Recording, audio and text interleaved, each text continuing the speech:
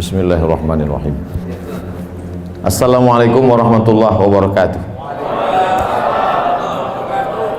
Alhamdulillah wassalatu wassalamu ala Rasulillah wa ala alihi wa sahbihi wa man tabi'ahu wa mawalah. 1, 2, 3 dan 4, 9, 10, 11 dan 12.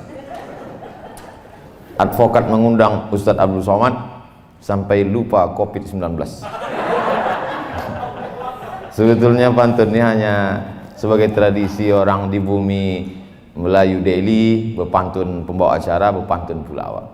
Dimulainya 1, 2, 3 dan 4, kita ikut pula 1, 2, 3 dan 4. Itu saja. Yang saya hormati bapak-bapak, keluarga besar Forum Komunikasi Advokat, tak dapat saya sebutkan satu persatu. Insya Allah semuanya dimuliakan Allah Subhanahu wa Ta'ala. Tadi sebelum kami kemari sempat makan malam, agak lambat sedikit. Saya katakan ke Bang Iqbal, Ustadz Iqbal Sauki Pulungan LC, Bang cepat sedikit, nanti kalau kita lambat payah ini, nanti dipasangkan orang nih pasal-pasal karet ke kita. Perkara lama kita aja belum selesai, belum SP3 lagi, ini kaki ini sebelah masih tertambat lagi, jangan sampai kena kita pasal-pasal baru. Jadi menjadi advokat ini luar biasa. Selesai pengajian subuh saya pun keluar dari masjid mau sarapan. Datanglah anak muda. Kata anak muda ini, Ustadz Somad saya baru selesai S1. Fakultas apa? Fakultas Hukum. Oh jadi sudah SH? Sudah Pak Ustadz. Rencana lanjut S2 MH? Tidak Pak Ustadz. Kenapa? Saya tak mau jadi pengacara, banyak yang udah masuk neraka Pak Ustadz. Jadi kamu mau kemana? Aku mau ngambil S1 lagi Pak Ustadz. S1 apa? S1 Hukum Islam. Aku mau taubat kata dia. Saya orangnya tidak mau menjudge orang, menghukum orang saya tak mau. Saya mengajak dia berpikir. Sambil jalan saya ceritakan sama dia. Kalau tanah ulayat, tanah nenek mama, tanah orang-orang tua kita diambil oleh perusahaan, satu batang karet yang ditanam oleh nenek moyang kita dulu dihargai 1.500 sebatang. Orang kampung tak punya duit untuk menyewa pengacara. Siapalah yang membela mereka? Lama dia diam. Siapa yang siap membela mereka yang tahu hukum konvensional? Sayalah Pak Ustadz, kata dia. Seandainya aku dikriminalisasi orang, dalam ceramah ada yang keseleo lidah, tersalah sedikit, rupanya diviralkan orang, ditangkap orang, tak ada duitku untuk membayar pengacara. Siapa yang membela aku di pengadilan? Lama dia diam. Terus saya tanya, masih kamu mau tinggalkan juga lagi ini? Insya Allah saya lanjut S2 Pak Ustaz. Oleh sebab itu kita ingin mindset orang berubah. Banyak orang beranggapan sesudah dia hijrah, setelah dia taubat, dia mau ikut pengajian, akhirnya dia tinggalkan ini semua. Aku tinggalkan dunia ini Pak Ustaz, aku mau mati aja. Jadi kalau pengacara-pengacara ini taubat meninggalkan ini, siapa lagi yang bisa berkecimpung di sini? Siapa lagi yang membela alim ulama, para habaib? Siapa lagi yang membela orang-orang susah yang tidak mampu? Tapi ini ada dosanya Pak Ustaz. Dosa-dosa sedikit nanti ku carikan syafaatnya insyaallah. Oleh sebab itu maka ini perjuangan luar biasa. Perjuangan ini tidak hanya dalam tablik akbar, ceramah, khutbah, tausiah, wirid yasin. Tak sesederhana itu guys. Ini kita berhadapan dengan hukum. Kita berhadapan dengan bukan pula hukum fikih, usul fikih, qawaidul fikih, halal haram, makruh mubah, syarat rukun wajib, sunat muakkad. Bukan ini. Ini kitab undang-undang hukum pidana, kitab undang-undang hukum perdata, kitab undang-undang macam tadi itu. Bukan surat Al-Baqarah ayat 282, bukan itu sebutnya. Pasal sekian, ayat ini ada pula i-nya. Nah, siapa yang bisa menghafal itu? Ustadz sudah cukup banyak energi di kepalanya untuk membahas masalah Quran, hadis, ijma, qiyas, syar'u man qablana, saddu zara'i, qaulus sahabi, istihsan, istishab. Habis sudah energi di kepalanya. Maka ada beberapa orang yang diberikan Allah kekuatan ingatan, hebat cara bicaranya. Kalau saya perhatikan, kebanyakan pengacara itu dari 2 daerah. Pertama, Sulawesi, Makassar, Sulawesi Selatan. Yang kedua, Sumatera Utara. Lama saya berpikir, kenapa dari 2 daerah ini banyak pengacara? Setelah saya tengok, Ternyata dua dari daerah ini kalau ngomong tuh lantang. Kalau orang dari Sulawesi dan Sumatera Utara nih ngomong, salah pun dia macam-macam betul kita tengok. Yakin dia PD-nya tinggi. Nah itu. Oleh sebab itu ada juga orang benar, cuman gaya ngomong dia itu menurut pasal sekian ayat ini. Orang tuh yakin, iya apa tidak? Tapi kalau orang dari Medan ini paten kali dia. Oleh sebab itu maka ini bakat-bakat ini, bakat kemampuan mengingat pasal-pasal, bakat bicara yang lantang tegas dengan pilihan kata yang luar biasa, ditambah dengan keberanian, maka itu bekal yang luar biasa. Ada jaksa penuntut umum, ada hakim yang memutuskan perkara, ada terdakwa yang buta hukum tak mengerti, maka dia perlu orang yang menasehati dia. Nasihat itu advice. Orang yang menasehati itu, itulah dia para advokat, atau bahasa lainnya disebut dengan lawyer. Dalam bahasa Arab disebut dengan mustasyar. Mustasyar diambil dari kata syura. Syura diambil dari kata musyawarah. Maka kata Nabi, ma khaba man istasyara, tak sia-sia orang yang mau bermusyawarah minta pendapat orang yang mengerti hukum, wa ma nadima man istakhara, dan tidak akan menyesal orang yang mau beristikharah. Saya insya Allah diberikan Allah kesempatan untuk belajar fikih Islam, hukum Islam, Islamic law. Tapi dalam masalah hukum konvensional saya buta, saya tak paham. Maka ketika saya terjerat dalam suatu perkara, bahwa itu ceramah saya 6 tahun yang lalu di dalam masjid, pengajian subuh, bukan pula itu intisari ceramahnya, itu hanya menjawab pertanyaan orang. Lalu kemudian ketika diviralkan, saya tak dapat membela diri. Siapa yang membela saya? Berkumpullah pengacara-pengacara, tiba-tiba saja tak diundang, tak diajak, tak diminta, membubuhkan tanda tangan 70 orang pengacara muslim dari Sabang sampai Merauke siap untuk membela Ustadz Abdul Somad. Takbir! Macam mau perang aja. Begitu saya sampai di Jakarta, disodorkan kertas, Ustadz Somad, inilah dia 70 pengacara yang sudah siap membela Ustadz, selengkap dengan segala pasal-pasalnya, bahwa Ustadz berbicara ini di dalam masjid, tidak disuarakan mikrofonnya sampai keluar, bahwa Ustadz bukan inti pembicaraan, judul tema besarnya bukan masalah itu, tapi Ustadz menjawab pertanyaan, maka Ustadz tak bisa dikenakan satu pasal apapun. Meleleh air mata saya. Disangka mereka ini saya haru menengok itu. Yang saya pikirkan, cemana membayar 70 pengacaranya. Yang saya pikirkan, mak kacau aku sekali ini ya. Rupanya ditengok mereka saya menangis. Datang pemimpin-pemimpin pengacara itu yang hebat-hebat itu, yang terkenal-terkenal itu, duduk mereka, kami dari forum komunikasi advokat ini, kami dari ini, kami dari ini. Apa kata mereka? Saya bisikkanlah, tanya berapa bayar? Kami ini Pak Ustadz Somad sudah lillah siap mati kami ini semua. Oh semangatlah saya mendengar siap mati. Jadi maksud cerita saya ini dari awal ini adalah bagaimana kita profesional di bidang. Karena orang kalau tidak dia jalani ini dengan kesiapan mental, dia bimbang-bimbang, ragu dia melangkah, ragu dia bekerja, cemas-cemas dalam hatinya. Dalam perjalanan dari rumah mau ke kantor, mau ke sidang, mau ke pengadilan, mau ke perkara, betul tak yang kubuat nih? Kira-kira dapat pahala apa tidak? Jangan-jangan aku ini masuk neraka? Jangan-jangan. Apalagi kalau ditontonnya, ada dulu film saya tonton tentang pengacara yang setiap perkara menang terus, menang terus, menang terus. Rupanya dia ditolong setan. Bintangnya Al Pacino. Bapak Ibu mungkin ingat itu filmnya. Setiap perkara dia menang terus. Bahkan orang-orang yang salah pun bisa dibenarkannya. Orang-orang yang menganiaya pun bisa dimenangkannya. Maka sesungguhnya dia sedang ditolong oleh kekuatan. Rupanya dia berkawan dengan setan. Inilah yang disebut Allah Subhanahu wa taala disebut dengan istidraj. Istidraj itu azab yang tertunda. Sanastadrijuhum min haitsu la ya'lamun. Salat tak pernah, puasa tak pernah, pengajian tak pernah, kerjanya jahat, membela orang yang salah, tapi rezekinya lancar, perkaranya menang terus, dapatnya ikan-ikan dua, kalau tak ikan paus ikan hiu. Maka sesungguhnya dia sedang dimainkan Allah Subhanahu wa taala dengan istidraj. Apa kata Allah? Sanastadrijuhum min haitsu la ya'lamun. Kami permainkan mereka dengan azab yang tertunda. Wa umli lahum, kuulur untuk mereka. kukasihkan dia rumah mewah, mobil mewah, duit banyak, bini 3. Min haitsu la ya'lamun, dia tak sadar, disangkanya dia sedang dapat nikmat, sesungguhnya dia sedang dapat laknat berbaju nikmat.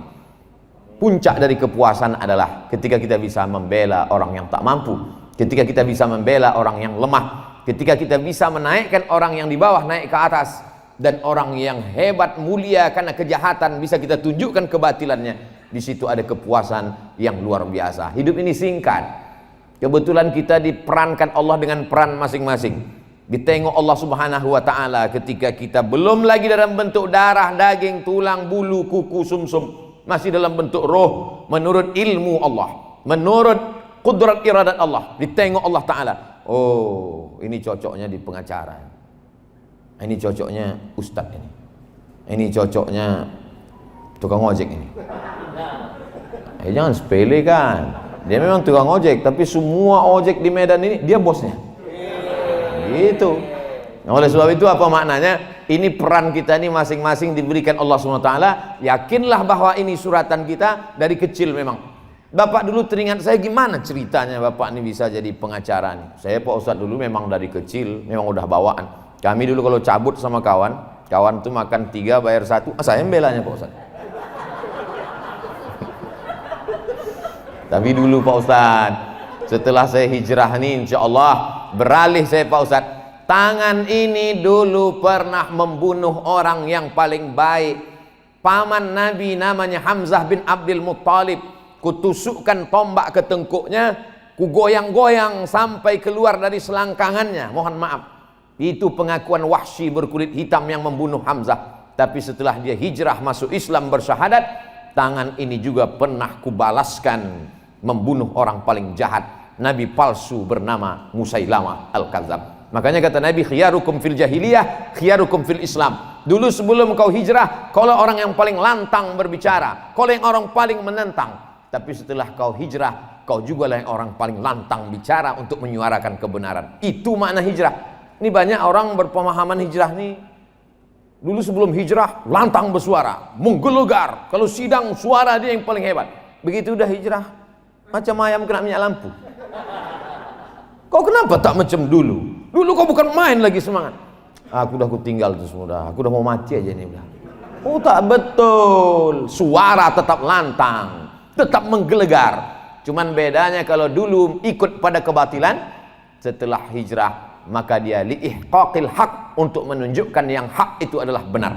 Makanya doa kita selalu Allahumma arinal haqqa haqqa, tunjukkan padaku yang benar itu benar, warzuqna tiba'ah, berikan aku kekuatan untuk mengikutinya, wa arinal batila batila, tunjukkan di mataku bahwa yang batil itu adalah salah, warzuqna ijtinabah, berikan aku kekuatan untuk menjauhinya. Poin yang pertama, hijrah, taubat bukan berarti meninggalkan ini. Dokter taubat bukan berarti meninggalkan kedokteran. Pengacara taubat bukan berarti meninggalkan hukum. Lawyer, advokat, hakim tobat bukan berarti meninggalkan martil ini lalu martil itu dirubahnya jadi tukang.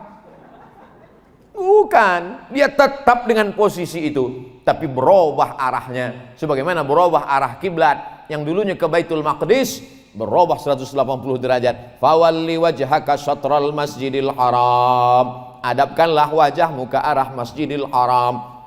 Al-hijrah. Siapa itu yang hijrah itu ya Rasulullah? Man hajara manahallahu anhu, orang yang meninggalkan yang dilarang Allah Subhanahu wa taala. Yang kedua, ini gerakan revolusi dalam diri, revolusi jiwa kita. Karena kita ini terus saja berputar terus. Sidang berperkara, sidang duit berperkara, godaan-godaan terus sampai lupa di mana titik balik. Kita mesti berhenti sejenak. Diawali dari Hajar Aswad, berhenti di Hajar Aswad, berpikir aku ini mau kemana? Sampai kapan aku di sini begini?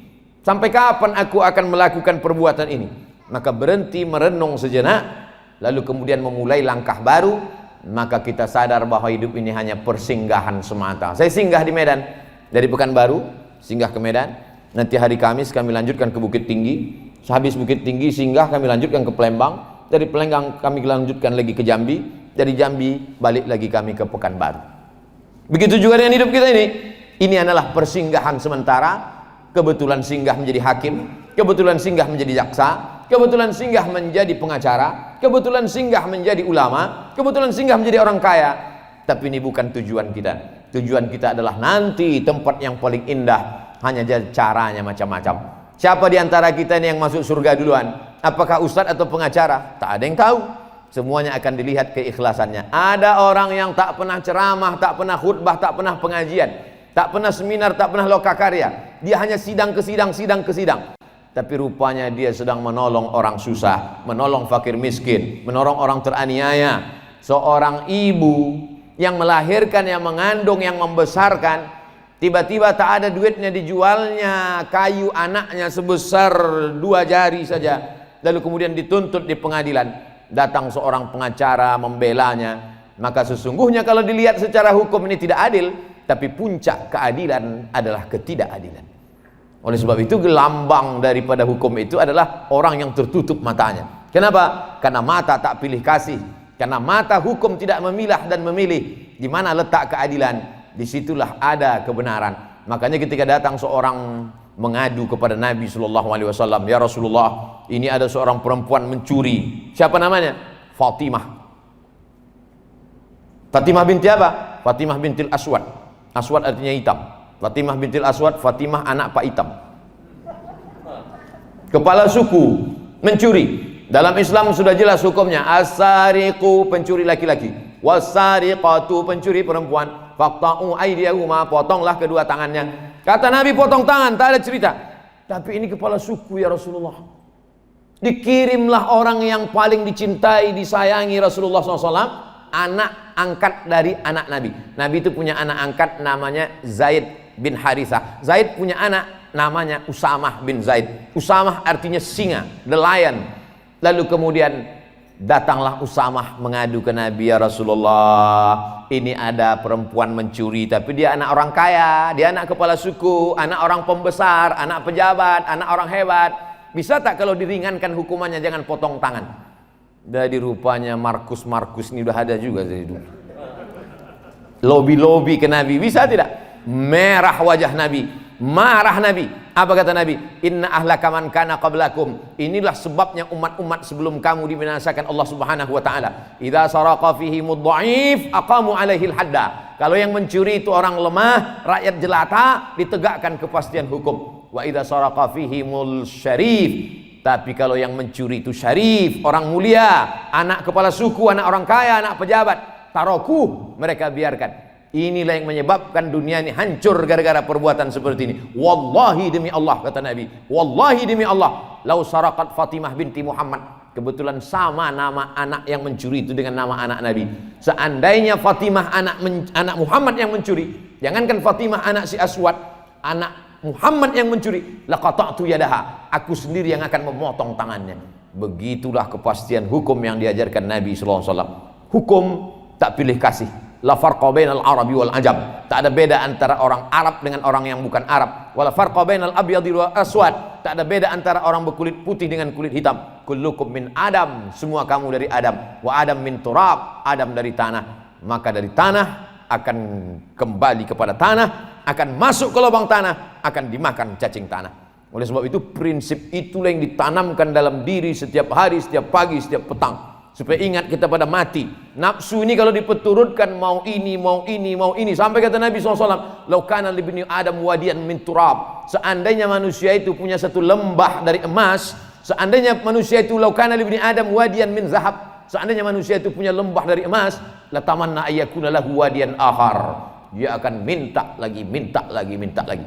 Kita sekarang sampai pada masa masyarakat konsumtif. Mazhabnya konsumerisme, akidahnya wujudiyah, wujud, yang wujud itulah yang ada, yang tak ada wujud tak ada. Sorga tak ada wujud, berarti tak ada. Malaikat kiraman katibin tak ada wujud, berarti tak ada. Neraka tak ada wujud, berarti tak ada. Sampai pada puncaknya Allah tak wujud, mana Tuhan itu? Na'udzubillah. Ini yang disebut dengan wujudiyah. Wujud itu bahasa orang sekarang materi. Orang yang meyakini hanya yang ada saja disebut dengan materialisme. Matre, ada yang wujud, rumah wujud, mobil wujud, cincin wujud, gelang wujud. Mungkin bapaknya tak seberapa, Tapi yang bergelang, yang bercincin ini bang, aku kemarin undangan gelangnya hampir sebesar rantai sepeda. Masa abang sebesar ini kelingking juga lagi? 2 gram dulu akad nikah 80 tahun yang lalu. Bangkitlah semangat. Karena ada perkara-perkaranya bang, mainkan dulu pasal-pasal itu kenapa? Oleh sebab itu maka luar biasa. Oleh sebab itu ibu-ibu hadir pengajian, bapak-bapak hadir.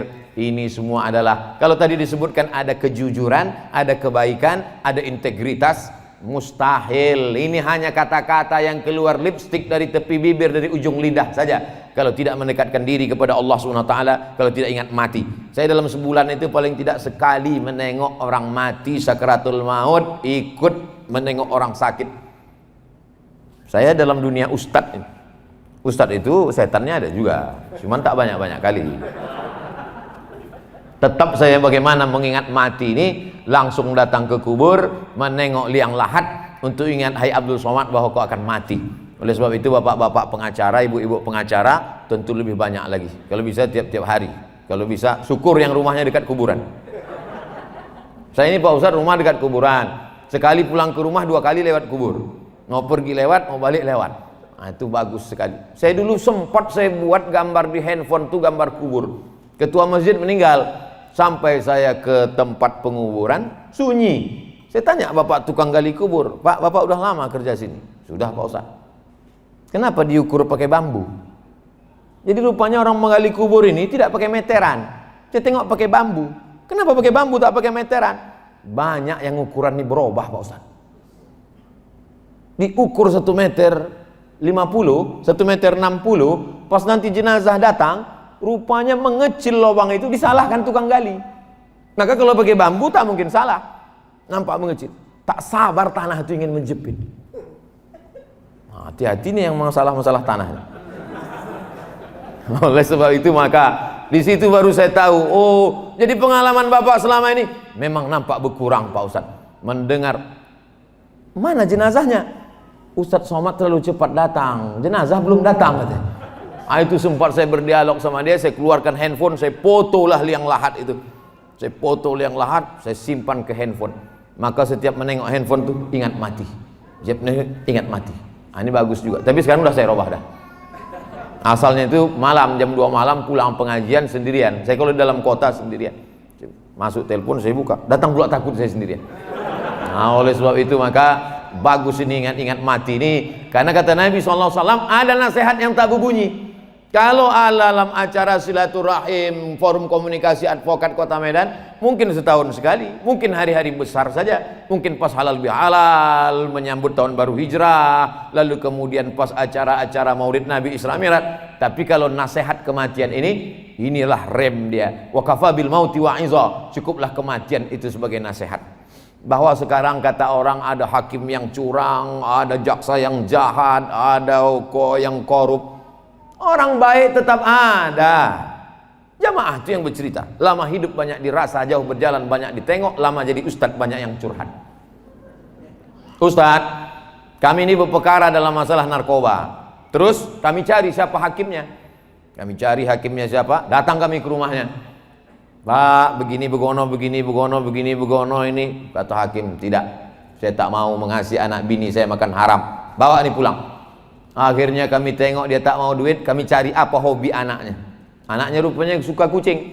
Kucing Anggora yang pesek. Makin pesek makin mahal kucing ini. Kami bawakan anak kucing untuk anak dia. Pak, kalau bapak tak mau duit, ini kami bawakan kucing. Tidak, aku masih punya duit untuk kucing. Jadi sampai hari ini yang punya integritas itu masih ada. Orang-orang yang jujur, yang amanah itu masih ada. Tapi memang dia tak banyak. Mereka ini macam ya perlu dibudidayakan lah. Macam dinosaurus dia.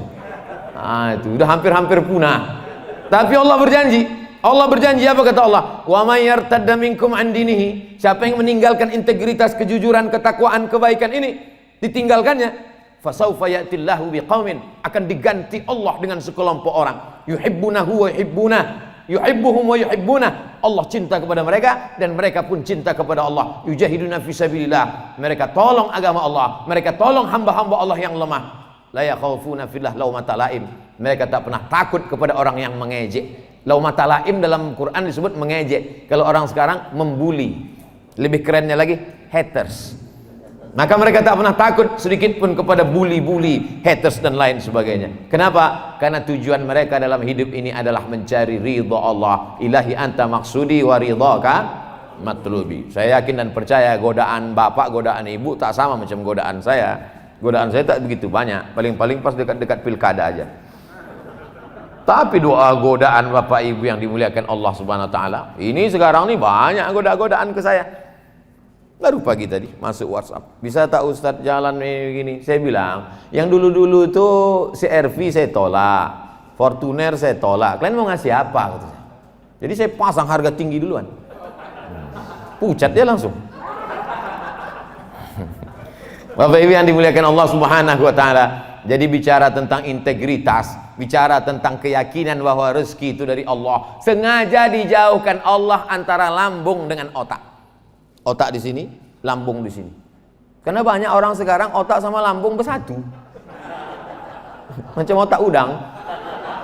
Kalau bercakap sama dia 5 menit, menit pertama itu aja yang agak lambung, agak jauh sedikit dari otak. Habis itu bersatu lah dia. Sengaja dijauhkan Allah, di sini satu, di sini satu, 3 jengkal jaraknya, supaya jangan sampai pikiran kita ini lambung.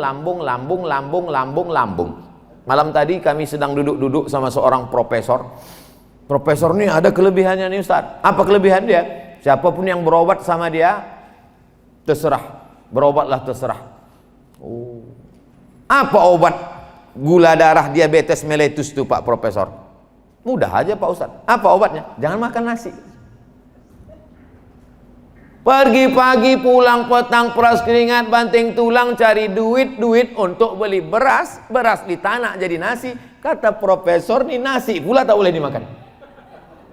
Manusia ini kan aneh. Manusia ini makhluk yang unik. Bolak-balik cari duit, setelah duit dapat diserahkan pula ke rumah sakit di Malaka.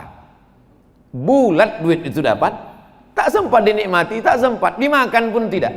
Berdirilah saudara kita yang mencari makanan halal di rumah makan untuk melayani orang-orang hebat, orang-orang yang berkuasa, orang yang banyak duit ini. Bapak silakan makan, pesanan saya belum datang. Sudah semua Pak, gulanya sudah, rendangnya sudah, satenya sudah. Ada satu yang belum. Apa Pak? Rebus kentang tak pakai garam. Betapa kita tak dapat menikmati apa yang kita cari. Betapa kita punya duit, sesungguhnya duit itu hanya singgah saja di nomor rekening kita. Sempat dia singgah sebentar, habis itu keluar lagi kita transfer ke sana. Ke kawan-kawan kita juga, ke sahabat kita juga yang profesinya lain. Kalau ini profesi advokat, yang di sini pula profesi dokter spesialis. Martelnya kecil aja. Dipukulnya lutut 2 kali, 5 juta. Senternya kecil aja. Suruhnya buka mulut, 5 juta. Sampai takut bapak tuh menutup. Karena bukanya jadi 5, tutupnya berapa kata dia. Oleh sebab itu, duit yang halal itu juga lah yang akan mengarahkan hati kita untuk berwakaf, beli tanah, bangun masjid. Masjid apa namanya yang di sana tuh? Masjid Al-Ikhlas. Masjid apa namanya yang di sana tuh? Masjid At-Taqwa. Itu agak aneh aku tengok masjidnya. Masjid apa itu? Masjid Al-Advokat. Kumpul advokat-advokat ini, dikumpulkannya duit, serahkannya, dibuat mereka masjid. Aku Pak Ustadz kalau membangun satu masjid tak sanggup Pak Ustadz. Maka kami keroyokan, rombongan, pembebasan tanah 1 meter 500.000. Kami keroyok dapat 1 hektar Pak Ustadz. Kenapa 1 hektar? Karena di samping masjid nanti mesti ada MDA-nya, ada SDIT Qur'annya. Lalu kemudian kami cari alumni pesantren Mustafawiyah, Darul Arafah, Pondok Pesantren Gontor, Tebu Irang menjadi gurunya. Lalu kemudian pula kami didik mereka bagaimana melatih mereka nanti menjadi pengacara-pengacara yang membela orang lemah, bagaimana bicara, bagaimana mereka memilih kata, bagaimana mereka kuat menghafal. Maka ini semua cita-cita kami Pak Ustadz. Kita mesti punya cita-cita bersama dari sekarang. Karena kalau hanya sekedar datang, duduk, ngobrol-ngobrol, foto-foto, minum-minum, apalagi minumnya kopi. Hidup sudah pahit, jangan minum kopi pahit. Oleh sebab itu maka ini semua penting. Ada visi misi cita-cita ke depan. Man bana masjidan, siapa yang bangun masjid, banallah mithlahu baitan fil jannah, dibangunkan Allah untuk dia satu tempat dalam surga. Pak Ustadz ini ada duit Pak Ustadz. Terus ragu aku duit ini, dibilang putih kali tidak, dibilang hitam kali tidak, agak abu-abu lah Pak Ustadz. Serahkan. Mau Pak Ustadz? Jangan, aku tak mau yang abu-abu nih. Nah, ini kita serahkan untuk masalih kepentingan banyak. Orang banyak akan menikmatinya. Mati kita, itulah yang akan menerangi kubur, itulah yang akan menolong di alam barzah. Karena kalau diperturutkan dunia ini tak bertepi, macam minum air laut, makin diminum makin haus, makin diminum makin ingin. Puncak, puncak, puncak, puncak. Tak sampai kita pada puncak kenikmatan. Nikmat yang paling nikmat adalah ketika menolong agama Allah Subhanahu wa taala. Dulu saya di mana-mana kalau ceramah, apa kata protokol? Berikut ini mari kita dengarkan tausiah yang akan disampaikan oleh Dr. Abdul Somad LCMA. Asal naik saya ke atas, mohon maaf jamaah, saya klarifikasi, saya belum doktor. Itu hanya doa saja dari protokol. Dalam hati saya, nanti kalau aku udah doktor, ku buat kartu nama nih sepanjang perangko, sepanjang amplop. Tapi ternyata tidak juga. 24 Desember 2019 dapat saya doktor dari Sudan. Setelah 3 tahun proses perjalanan. Habis itu diundang saya ke Universitas Islam Brunei Darussalam, Universitas Islam Sultan Syarif Ali, diberikan visiting profesor. Habis itu ditulislah nama. Sampai sekarang tak punya kartu nama. Disinilah baru nama saya disebutkan sepanjang-panjang selengkap-lengkapnya. Datuk Sri Ulama Setia Negara Kiai Jagal Mangku Dilaga, Profesor Dr. Abdul Somad LCMA. Tinggal satu aja yang belum disebut, almarhum. Panjang-panjang umur ceramah, baru di komunikasi, forum komunikasi advokat nih. Memang betul loh, advokat itu detail dia, setiap kata itu ingat dia. Karena dia memang kalau salah sedikit langsung kena kan? Nampaknya. Oleh sebab itu maka ketelitian, kedetilan, ketajaman analisa, kehebatan menghafal, kecakapan untuk menyampaikannya, itu adalah bakat yang tak dimiliki orang lain. Pengacara dengan ustadz itu beda-beda tipis aja. Bedanya kalau pengacara itu dia bicara di depan hakim, bicara di depan terdakwa, bicara di depan jaksa, bisa didudukkannya semua. Dia hebat, berhadapan dengan polisi, berhadapan dengan perusahaan-perusahaan besar, berhadapan dengan preman, kena teror, macam-macam. Saya berhadapan dengan pengacara-pengacara di daerah minoritas. Luar biasa perjuangan mereka. Apa kata mereka waktu saya datang? Kami ini semangat karena Ustadz Somad. Kami tengok Ustadz semangat, kami pun bersemangat. Dalam hati saya, aku pun semangat karena kalian pula semangat. Jadi pada hakikatnya kita adalah saling menyemangati, saling bersama, berjamaah, itulah datang kekuatan kita. Alaikum bil jamaah. Malam ini orang semua akan tahu di mana Ustadz Somad itu ceramah. Ustadz Somad ceramah bersama forum komunikasi advokat Kota Medan. Besok di-share beritanya. Apa kata haters tuh yang kalian ganggu, ngeri-ngeri sedap kita nanti. Diperkarakan. Baru tahu dia. Bagus juga sering-sering. Udah lama saya ceramah ke Medan ini, baru kali ini diundang advokat. Mungkin kalau dari dulu tak banyak kali apa itu. Perlu kita sering-sering dekat pengacara nih, biar jangan apa kali haters itu kan. Saudara yang dimuliakan Allah Subhanahu wa taala. Yang pertama bahwa jangan tinggalkan ini, karena kalau kau tinggalkan belum tentu ada orang yang lebih baik daripada engkau. Kalau kau tinggalkan tempat ini, apakah kau yakin ada orang lebih baik, lebih suci, lebih berintegritas, lebih jujur, lebih baik daripada engkau? Belum tentu.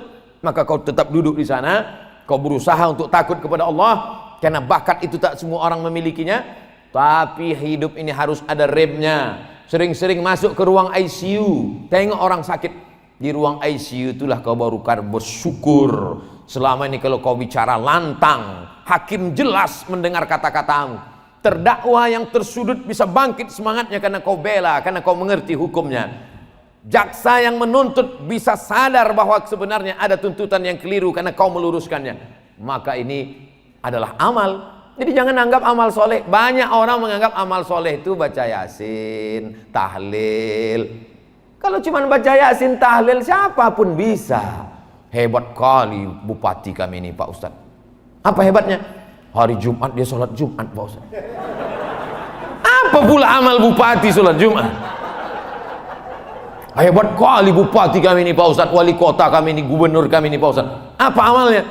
Dia puasa Senin Kamisnya tak tinggal Pak Ustadz. Emak-emak pun bisa begitu. Yang dimaksud amal hebat itu adalah suatu perbuatan yang tak bisa dilakukan orang lain, tapi bisa dilakukannya karena jabatannya. Itu baru amal luar biasa. baca Yasin, sholat Jumat. Kemarin dia bisa pula jadi khotib Pak Ustaz. Khotib tak usah dia, serahkan aja sama Ustaz. Kalau dia mau berbuat dengan kekuasaannya, dengan jabatannya, dengan popularitasnya, maka pengacara cukup dengan ilmunya, dengan keahliannya, dia bela orang tak mampu, maka disitulah kelebihan, diangkat Allah Subhanahu wa taala derajatnya. Siapa yang membela dia? Maka tak bisa sendirian. Alaikum bil jamaah, berjamaah. Dan ternyata acara ini tidak hanya forum komunikasi advokat, tapi bekerja sama. Forum komunikasi advokat. Cobalah tengok timbangannya itu. Adil. Ini bukan timbangan pasar. Kalau timbangan pasar pasti dia miring sebelah. Timbangan pasar pasti miring sebelah, karena ada yang ditimbang, ada yang menimbang, ada neraca, ada alatnya. Tapi ini adalah timbangan keadilan yang sama rata. Lalu kemudian pula disupport oleh Khazanah Santri Indonesia. Ada pula Terapel Adliyah Amanah Utama. Ada pula Kopi Kapten. Ada pula Kopi Telat Nikah. Sudah disampaikan tadi, yang udah nikah jangan nikah sekali lagi katanya. Mungkin itu pesan dari ibu-ibu itu. Ibu-ibu ini nama jamaahnya M3. M3 itu artinya mak-mak milenial. Bapak Ibu yang dimuliakan Allah Subhanahu wa taala, siapalah di antara kita ini nanti yang paling banyak amalnya di hadapan Allah? Tak ada yang tahu. Ada orang yang amalnya nampaknya banyak, ceramahnya banyak, hebat, populer, ternyata di hadapan Allah diambil debu macam tepung dihembuskan. Habaan mansura, macam debu dihembus angin. Datanglah Abdul Somad bertanya kepada Allah, ya Allah, mana amal ceramahku dulu ya Allah? Sudah habis, diambil oleh subscriber, viewer dan follower. Habis. Kam min masyhurin fil ardi walam yakun ma'rufan fis sama. Berapa banyak orang yang populer, terkenal di bumi, tapi tak dikenal oleh malaikat di langit. Tapi ada orang yang tak dikenal sebagai ustadz, dia tidak khotib Jumat, dia tidak menjadi imam, dia dianggap orang biasa saja, penampilannya mungkin dianggap sebagai preman, dia hanya masuk keluar masuk pengadilan, tapi rupanya amal dia penuh keikhlasan, menolong hamba-hamba Allah yang teraniaya, melaksanakan pesan Nabi. Apa kata Nabi?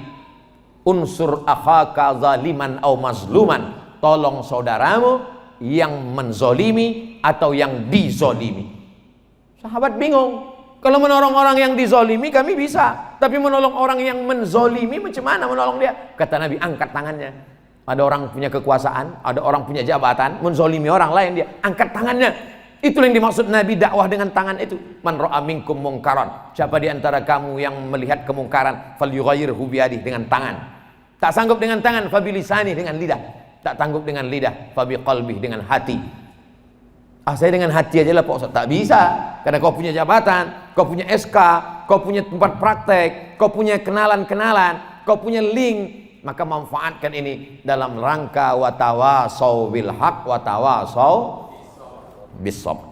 Bapak Ibu yang dimuliakan Allah Subhanahu wa taala, pasang target-target. Kami komunitas ini akan membuatkan santunan anak yatim fakir miskin. Kami komunitas ini akan membangun masjid. Untuk tahun 2021 pembebasan tanah dulu. Tahun 2022 kita akan buatkan SDIT, SMPIT, SMAIT. Tahun 2023 target terus berjalan. Masalah kepengurusan berganti hari, berganti musim berubah, tapi program-program tetap jalan. Itulah yang akan kekal abadi. Lain daripada itu akan tinggal. Pergi pagi pulang petang, buat rumah besar tinggal, mobil mewah tinggal, duit yang banyak tinggal, harta berlimpah tinggal, kawan-kawan sahabat handai tolan tinggal. Yang kekal abadi bersama di alam barzah, yarji usnani, yang dua ini pulang ke rumah. Komunitas advokat semuanya pulang ke rumah. Yang tetap menemani di dalam hanya satu saja, wa yabqa wahidun, tinggal satu. Apa itu? Wa amaluhu, amalnya. Oleh sebab itu, kalau Bapak Ibu masih lagi berada dalam silaturahim yang baik, tetap kita jaga silaturahim. Jadi yang tepat itu sebetulnya silaturahim. Adapun di sini ditulis silaturahmi, mungkin yang membuat baleho ini anggota HMI.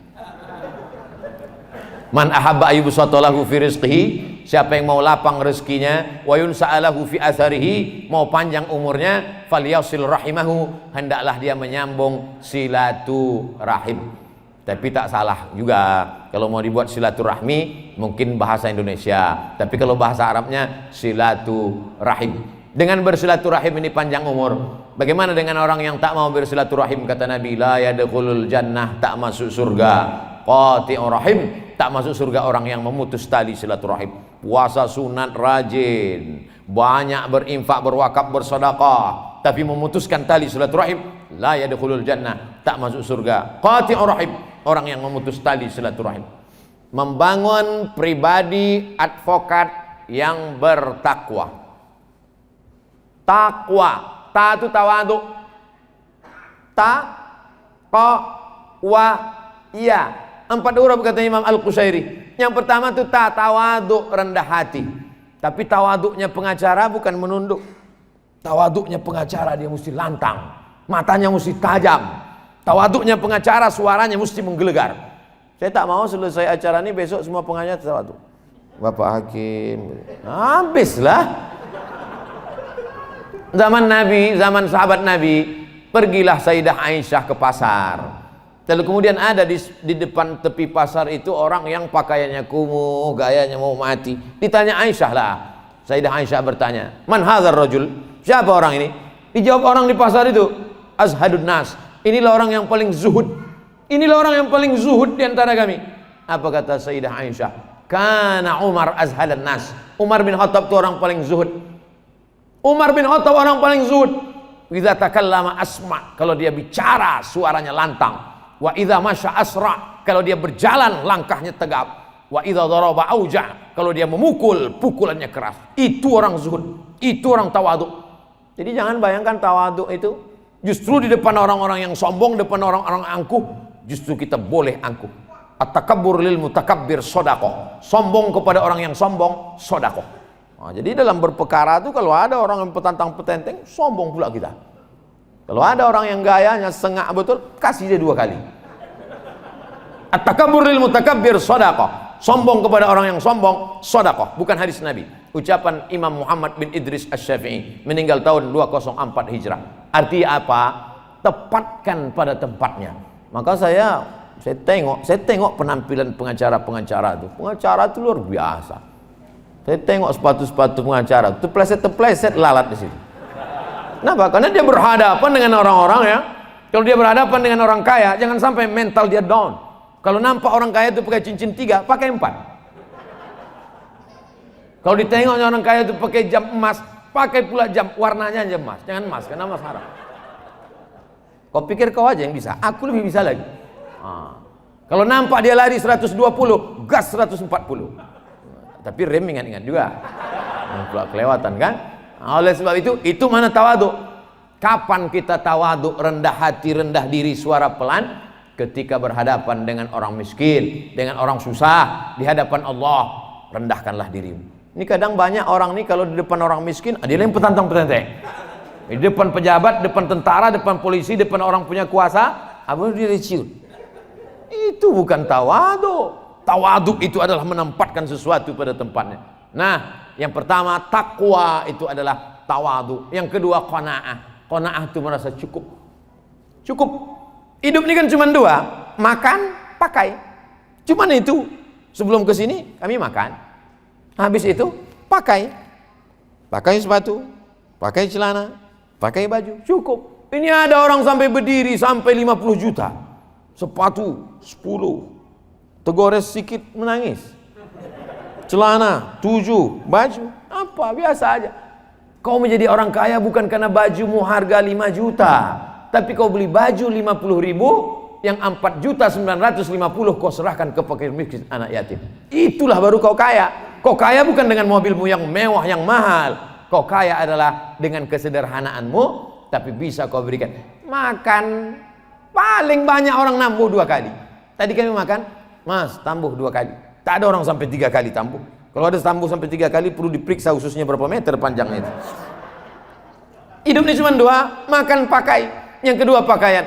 Pakaian paling banyak. Saya karena malam, saya pakai baju yang tebal. Paling banyak 2 lapis. 1 lapis di dalam, 1 lapis di luar. Paling banyak 3 lapis yang pakai jaket. Kalau sampai ada 4 lapis itu bukan kaya, demam. Sakit.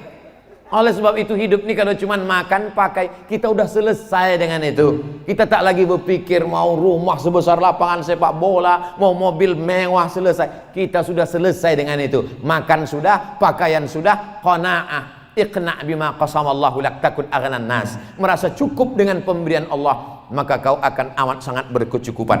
Jadi kalaupun para lawyer, pengacara ini sibuk mencari perkara, sibuk, orang menjauhi perkara, dia mencari perkara. Kalaupun dia sibuk, maka sesungguhnya ada target-target yang ingin dia capai. Ada target-target akhirat oriented, tujuan yang mau dia pasang. Wara, menjauhkan diri dari yang subhan, abu-abu. Ustaz Somad, itu pernah kami bawakan duit 1 koper Pak Ustaz. Terus kami bukakan, kami tunjukkan. Apa kata dia? Aku tak mau mengasihi anak biniku makan haram. Tutup, bawa balik. Terus gimana Pak? Transfer aja.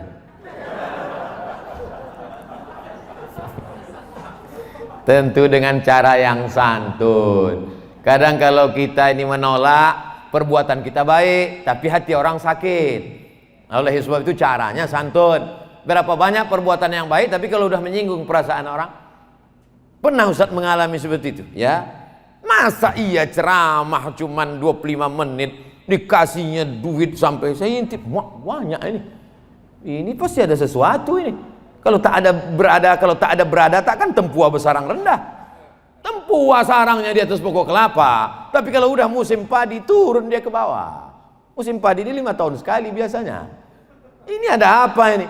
Tapi tidak pula saya katakan, saya menjaga integritas, bawa ini ke neraka jahanam. Tidak. Alhamdulillah Pak, duitnya sudah sampai. Tapi saya minta staf Bapak untuk menyerahkan ini ke panti asuhan. Mohon izin ya Pak, fotonya saya share. Maka bisa kita berkata tidak. Kenapa? Karena pancing itu tak sempat tertelan kita. Susah kita bicara kalau mulut berisi air. Apa hukumnya nih Pak Ustaz? Nanti kalau kedengaran saya agak begitu bercakap, berarti udah dapat. Ini berarti belum dapat lagi. Oleh sebab itu integritas ini. Ustadz boleh kayak foto KTP-nya? Boleh KTP. Alhamdulillah. Untuk apa nih Pak? Ada nanti mau kirim insya Allah. Alhamdulillah. Ini udah di jalan Pak Ustadz. Gimana? Bisa diterima? Tolong kirimkan gambarnya. Inilah yang lama diingin-inginkan. Minta perlu digas. Baru niat aja udah lanjut kencang. Saking kan hebatnya. Gimana Pak Ustadz? Insya Allah. Tapi nanti kalau sudah sampai di rumah saya serahkan ke panti asuhan, boleh ya Pak? Oh enggak, saya ngasih Ustadz. Tapi saya tak bisa, rumah saya kecil, gerasi tak banyak. Nanti kena panas diambil pencuri, perampok. Saya tak ada pengawal, tak ada security. Saya bukan pejabat. Jadi saya serahkan ini ke panti asuhan. Jangan. Jadi gimana? Kalau gitu saya ambil balik. Katanya, ya tak apa-apa. Artinya apa? Caranya lembut. Lebih baik lembut mengena daripada keras tak kena. Apa gunanya keras tak kena? Yang lebih bagus memang keras kena, macam Mike Tyson. Tapi kita kan tak sampai macam itu. Nah, oleh sebab itu maka ini adalah qanaah. Tawadhu sudah, qanaah sudah, wara sudah. Iya, yang paling ujung yakin, punya keyakinan bahwa anak-anak kita itu sudah dijamin Allah rezekinya. Kan itu yang merusak kita. Kita mungkin makan udah cukup, pakaian sudah cukup, tapi anak kita sebelum tidur malam terpikir, "Cemana lah sekolah anakku nanti? Kalau sekolahnya selesai, di mana pula rumahnya? Bagaimana pula kerjanya? Bagaimana pula nanti emasnya? Bagaimana pula kami menikahkan dia? Bagaimana pula?" Ketakutan anak kita tak makan, itulah yang membuat kita menjadi mencari yang haram-haram. Oleh sebab itu mesti ada keyakinan bahwa rezeki dijamin oleh Allah Subhanahu wa taala. Innama amruhu idza arada syai'an ayyakula lahu kun. Ada rupanya di antara kita ini yang keluar dari rahim ibu kita membawa pakaian satu setel. Ada yang lahir bawa koper? Tak ada. Akhrajakum min butuni ummahatikum. Keluar engkau dari perut ibumu, tapak kakimu 2 jari, panjangmu sejengkal. Itu makanya sering-sering kita nengok akikah. Kalau ada kawan undangan akikah, datang. Ini banyak orang tak mau datang. Kau datang akikah anakku ya? Tak bisa aku nengok kambing. Baru dengar kambingnya sudah naik darah tinggiku. Datang untuk melihat diri kita dulu, bahwa sekarang kita jadi pengacara terkenal, kita menjadi populer, menangani perkara-perkara besar. Begitu juga dengan anak-anak kita ini, rezekinya dijamin Allah. Kita didik saja mereka agama, masuk sekolah tafsir Quran, masuk sekolah tahfiz, masuk pesantren. Setelah itu terserah dia mau jadi apa, tengok bakatnya masing-masing. Aku udah jadi pengacara Pak Ustadz, anakku nih mau lebih hebat lagi dari pengacara. Mau jadi apa anak bapak ini? Aku tengok kemana-mana bawa martil, nampaknya masuk fakultas hukum jadi hakim nanti nih Pak Ustadz, hakim konstitusi Pak Ustadz. Terserah bakat dia mau kemana. Saya mau anak saya ke Mesir lah Pak Ustadz. Yang mau ke Mesir ini bapak apa anaknya? Saya Pak Ustadz. Kalau gitu bapak aja pergi. Jangan paksa anak-anak kita. Tapi untuk yang dasar nih wajib kita paksa. TK Quran, SD Quran, SMP Quran, SMA Quran. Untuk kuliah terserah kau mau kemana. Aku mau ke Amerika ya, tak apa-apa. Otak kau Amerika, hati kau tetap la ilaha illallah Muhammadun Rasulullah. Aku mau ke Jepang ya, bagus kau ke Jepang. Dulu Jepang menjajah kita, aku jajah pula anak-anak gadis Jepang tu, kau Islamkan dia ke sana. Jangan sampai selop Jepang tu aja kita pakai. Oleh sebab itu maka silakan dia sekolah. Dia silakan terbang sejauh mata memandang. Di hari petang dia akan pulang karena dia tahu di mana letak sarangnya. Di mana dia? Dia akan balik ke Medan Sumatera Utara membangun negeri kita menjadi baldatun thayyibatun wa rabbun ghafur. Amin. Bertakwa dalam memperjuangkan keadilan. Yang kita perjuangkan bukan perut kita, yang kita perjuangkan bukan nama kita, yang kita perjuangkan bukan pribadi kita. Yang kita perjuangkan adalah keadilan. Salah satu dari nama Allah Asmaul Husna adalah Al-Adlu, keadilan. Kalau mau dekat kepada takwa, i'dulu huwa aqrabu littaqwa. Bersikap adillah engkau, itu mendekati kepada takwa. Ayat itu pula dibacakan pengacara tadi. Hampir bahan saya habis. Saudara yang dimuliakan Allah Subhanahu wa taala. Tadi saya mulai jam 8:30, sekarang jam 9:30. Di mana-mana saya ceramah selama di Medan ini dikasih orang mimbar. Baru di tempat pengacara inilah tak dikasih mimbar. Kasih. Kita tak bisa minta kan, khawatir kita dikenakannya nanti pasal-pasal karet. Saudara yang dimuliakan Allah Subhanahu wa taala, sampai akhirnya kita mati menghadap Allah. Saya sekarang umur dah 43 tahun. Kalau menurut hitungan Nabi Muhammad 63, lama lagi memang. Tapi kalau ditengok kawan-kawan sekolah dulu, kawan SD udah banyak meninggal, kawan SMP lagi, ditambah lagi Covid, diabetes mellitus, jantung koroner, macam-macam nama penyakit. Maka selalu kita ingat mati, ingat mati. Saya hanya berharap kalaupun ditambah Allah umur ini, hendaknya bertambahlah amal soleh. Kalaupun tak jadi besok pagi hidup, mati malam ini, maka mati itu membuat kita berhenti dari buat dosa. Itu aja. Saya kalau mau tidur malam, ya Allah kalau kau takdirkan aku hidup besok pagi, bertambah amalku. Tapi kalau kau matikan aku malam ini, berhenti dosaku. Habis. Tak perlu muluk-muluk. Tapi bukan berarti setelah itu kita tak ada planning. Tetap ada planning-planning ke depan. Saya tak mau gara-gara ini nanti rapat forum komunikasi advokat, pas Pak Ketua Pak Ahmad Fadli Roza SH bertanya, gimana anggota semua, apa planning kita ke depan? Udahlah Pak, kita serahkan ini kepada Allah Subhanahu wa taala. Kita mau mati aja nih. Bukan begitu. Harus ada planning-planning kita ke depan. Harus ada program-program ke depan. Karena kalau tidak kita akan mundur, kita tidak akan pernah maju. Maka i'mal lidunyaka, kalau untuk dunia, i'mal lidunyaka ka'annaka ta'ishu abada. Kalau untuk dunia seakan-akan kau hidup untuk selamanya. Wa'mal li akhiratika ka'annaka tamutu ghada. Tapi kalau untuk akhirat, maka bayangkanlah bahwa besok kita akan mati menghadap Allah Subhanahu wa taala. Mudah-mudahan saya termasuk orang yang adil, Bapak Ibu juga termasuk orang yang adil, menjadi pengacara, advokat juga adalah lawyer yang adil. Keadilan kita itulah yang nanti akan kita bawa menghadap Allah Subhanahu wa taala. Amin. Ya'ti yaumil qiyamati bi salatin, ada orang yang mati menghadap Allah, salatnya banyak. Wa siyamin, puasanya banyak. Wa zakatin, zakat wakaf infak sedekahnya banyak. Wa hajjin, hajinya banyak, bolak-balik ke Makkah. Tapi ternyata menganiaya orang. Yang sebetulnya orang itu tak berhak dibuatnya menjadi berhak. Yang sebetulnya orang itu salah dibuatnya menjadi benar, yang benar menjadi salah. Maka mengantrilah orang ini menuntut di hadapan Allah Subhanahu wa taala. Ukhidat hasanatuhu, diambil solatnya dikasihkan ke sini, diambil puasanya diberikan ke sini, diambil sedekahnya diberikan ke sini. Faniyat hasanatuhu, habis amal dia yang banyak tadi. Walam yuqda alaih, sementara yang menuntut dia masih panjang. Apa tak panjang? Sebulan 70 perkara, 70 orang teraniaya, tak semuanya baik betul. Akhirnya dihabiskan. Apa kata malaikat? Habis sudah amalnya ya Allah. Ambil dosa orang-orang yang dia aniaya itu. Ukhidat khotoyahum, diambil dosa mereka. Turihat ilahi, dicampakkan kepada dia. Summa turiha finnar, masukkan dia dalam neraka jahanam. Inilah orang masuk neraka bukan karena tak sholat, bukan karena tak puasa, bukan karena tak haji, bukan karena tak berzakat. Masuk neraka karena berbuat zalim dan aniaya. Ittaquz zulma, jangan kau zalimi orang. Fa inna zulma zulumatun yaumal qiyamah. Karena kezaliman akan menjadi kegelapan pada hari kiamat. Anak kecil tak boleh gelap. Kalau kita punya anak kecil, kata dokter jangan sampai mati lampu. Karena kalau mati lampu, sesak napasnya. Kalau sampai mati lampu, gelap gulita dia menangis. Kalau di dunia mati lampu begitu penderitaan, bagaimana menghadap Allah dalam keadaan mata terpejam, tak dapat melihat, khalidina fiha, kekal selama-lamanya. Wa nahsyuruhu yaumal qiyamati a'ma. Kami bangkitkan dia dalam keadaan buta. Komplain dia kepada Allah, ya Rabbi lima hasyartani a'ma wa qad kuntu basira. Kenapa aku dibangkitkan di akhirat dalam keadaan buta, padahal dulu mataku bisa melihat terang waktu di dunia.